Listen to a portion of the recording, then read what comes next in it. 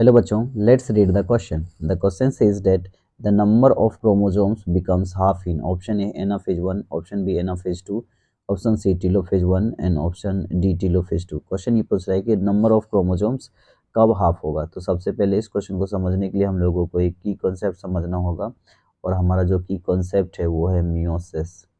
Meiosis क्या होता है? मियोसिस एक टाइप का सेल डिवीजन है। It is a type of cell division. ये कैसा है? एक सेल डिवीजन का टाइप है जिसमें क्या हो जाता है, A one parent cell four daughter cell का फॉर्मेशन करता है। In which one parent cell divide to form four daughter cell. One parent cell divide to form four daughter cell. चार डॉटर सेल एक पेरेंट सेल से मिलकर बनता है। इसमें देखा गया है जब होमोलोगस क्रोमोसोम्स क्या हो जाता है इस मियोसिस के अंदर सेपरेशंस होता है। किन केस में? तो when homologous chromosome separate when homologous chromosome separate and moves towards opposite pole moves towards opposite pole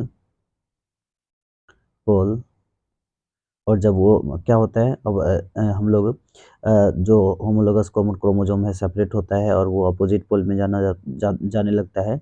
the but two poles still appears in the same single cell, then it is anaphase one. ये anaphase one के अंदर देखने को मिलता है। और उसी में क्या होता है, टू सिस्टर क्रोमेटिड ऑफ जो होता है, तो इस तरह बोल सकते हैं the sister chromosome of each chromatid. The sister chromosome of each chromatid remains attached to another,